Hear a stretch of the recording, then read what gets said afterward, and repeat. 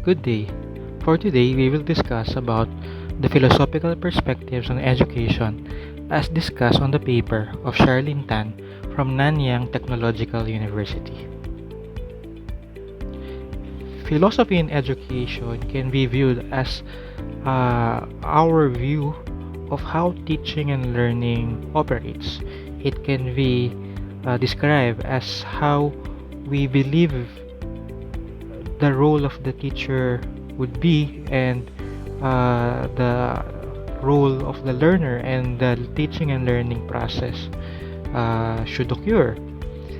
Uh, there are many ways on how we can have and discuss distinctions between the different educational philosophies. But for this discussion, we will just focus on two aspects to delineate the differences of these philosophies. These two aspects would be: the first one, how each of these philosophy view reality, and the second one, how these philosophies view the pursuit of knowledge. The one being shown in the screen right now classifies philosophies into the actual educational philosophy and educational theory. This table implies that educational theory are actually product or derived and based from the educational philosophy. But of course, there would be literature that would say that these educational theories are also educational philosophies. Let's start with the philosophy of idealism and realism. To begin with, let's start by discussing how they view reality. There are two aspects that one should understand in exploring the idea of idealism and realism. That is the view of ideas and the view of the materials. Idealism would assert that what is real are those that are actually formed as ideas. This means that reality itself is composed of ideas, and that there are universal and absolute ideas. Ideas are not dependent on the materials, which implies that for something to be real, it does not need a material embodiment. For example, one could believe that there is an angel, that there is a demon, without actually really seeing it, because the presence of a material embodiment is not equated to what is real, but the idea itself is the one that would stand as real, and so as it pursues to find what are the universal ideas, what are the absolute ideas, what ideas can be transferred from one generation to another. That's how it views reality, and that's what it's trying to pursue in terms of knowledge, to find these universal ideas. Remember, idealism will assert that ideas are independent of the materials, that even without the materials, ideas itself is the one that consists reality. Realism, on the other hand, would assert the opposite. Realism is not asserting that ideas are not real. What realism is asserting is that for an idea to be considered real, it should have a material embodiment. For example, we know that hearing is real because it has a material embodiment, and that is our ears. We know that vision is real because it has a material embodiment, and that is our eyes. And so, one can only assert that angels and demons are real if they have a material and physical embodiment. And so, realism would pursue knowledge or would pursue exploring knowledge that can be actualized. It would pursue knowledge that can be manifested and exemplified, actualized in the material world. That's the difference between, in essence, the difference between idealism and realism. Idealism is asserting that reality is composed of ideas, and so we have to find the universal ideas in terms of exploring knowledge. And realism would assert that for ideas to become real, they should have a material embodiment, and so it's pursuing exploring knowledge that can be materialized and knowledge that can be actualized.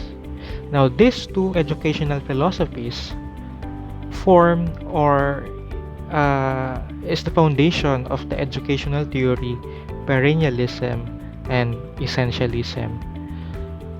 Perennialism would also assert that there are universal ideas. These universal ideas are actually viewed as perennial, meaning they would stand the test of time. Meaning there are values, there are ideas that should be transferred from one generation to another, from one time to another, and it would be applicable at different historical and sociological contexts because these are perennial ideas, universal ideas. And so it would pursue exploring knowledge of these universal ideas. And so also it would rely on what we call the great books, the great minds of our civilization. Those ideas founded early on the human civilization and it's being passed through our generation are viewed as ideas that are perennial, and so they are continued being passed from one generation to another, from one school system to another, from one curriculum to another. That's the exemplification of perennialism. On the other hand, essentialism would somehow view the same thing, but it emphasizes on the essentials. Essentialism would assert that there are essential knowledge, skills, and attitudes that should be passed through from one generation to another, from one context to another, because these are essentials for human beings, for a human person, for a learner. As exemplification, in terms of the curriculum, one would view that reading, writing, and arithmetic are essential component of teaching and learning, essential component of the curriculum. And so, if one would view it that way, reading, writing, and arithmetic would always be present no matter what curriculum it is, what time it is, what context it is, because these are all essentials. On the other hand, we have what we call pragmatism. If idealism believes that there are absolute knowledge or universal ideas, and realism would assert that for ideas to be real, they should have a material embodiment, pragmatism would now assert that there are no fixed knowledge, there are no fixed ideas. Pragmatism is asserting that ideas and knowledge are changing throughout time. So, if knowledge and ideas are changing over time, it is asserting that we should pursue exploring how knowledge we have right now can be used, can be put into practice to achieve our desired outcome. Remember, idealism would be pursuing exploring the universal ideas.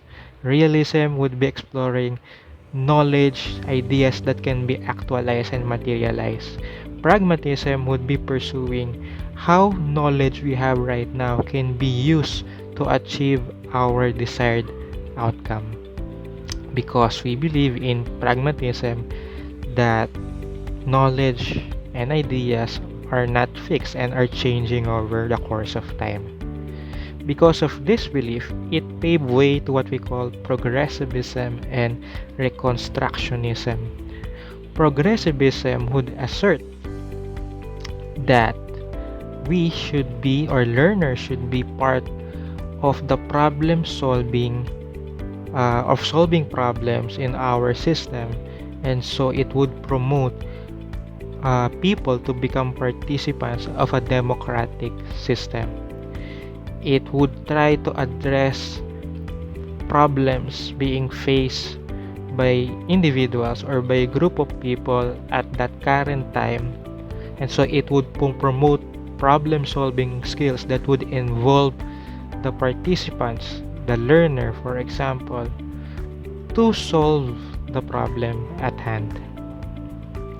Reconstructionism is somehow similar but deviates on some extent with progressivism. While Reconstructionism would also promote problem solving to address the present circumstances of a system, of a society, for example, Reconstructionism would take the extra mile of not just solving the problem at hand, but actually installing a new system in order. It would aim to reconstruct, to build a new system to replace the problematic one. On the next sets of philosophies, we have what we call existentialism and postmodernism. If pragmatism would believe that ideas are not fixed and are changing over time, existentialism would now say that what is real is dependent on the one viewing it. What is true, what is real, what ideas, knowledge are real or considered to be truth are dependent on the individual viewing it, as shaped by his or her own experience and knowledge.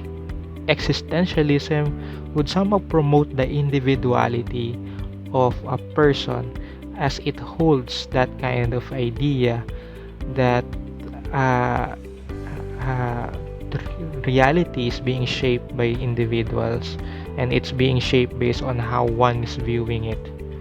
Because of this, the pursuit of knowledge of existentialism would focus on exploring and understanding the human condition and the personal choices that an individual would make.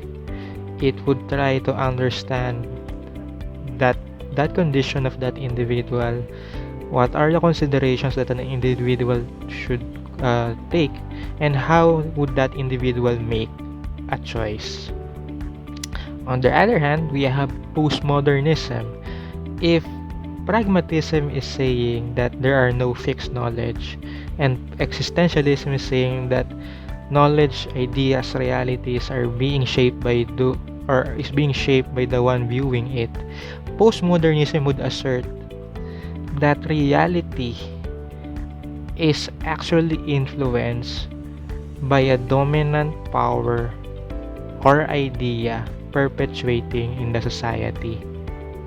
It would assert or claim that the reality we have right now, the norms we have right now, are actually based on the norms of who is dominant at the current time.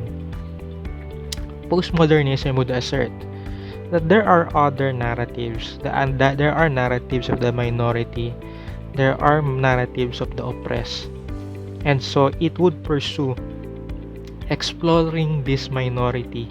It would pursue knowledge or narratives coming from the minority, coming from the marginalized, coming from the oppressed. Because As mentioned, it is believed by postmodernism that the reality and the norms we have right now are actually based on the dominant culture, on the dominant power perpetuating and continuing in our society. This kind of idea brought what we call critical theory. Critical theory is rooted on postmodernism and existentialism as it values individuality at the same time explore the narratives of the marginalized and the minority. Critical theory would always promote people to become critical of their norms. It would always promote reflection of individual on the choices that they are making, and it would always promote consciousness on the contradiction in our society. The goal of the critical theory would be to emancipate one's consciousness from the norms and from the dominance ruling in the society by being aware of the contradiction happening in the society and of the different narratives coming from the minority and the marginalized. As exemplification, we can say that some programs in our education are actually brought by critical theory. We have what we call the multicultural education, where it aims to explore the other narratives of the different culture, not only those that are dominant. I hope this short review session have given you idea on the different educational philosophies influencing how we view teaching and learning. For more insights on this topic, you may read the prescribed reading on educational philosophies, philosophical perspectives on education by Charlene Tan from Nanyang Technological University. Thank you and good day.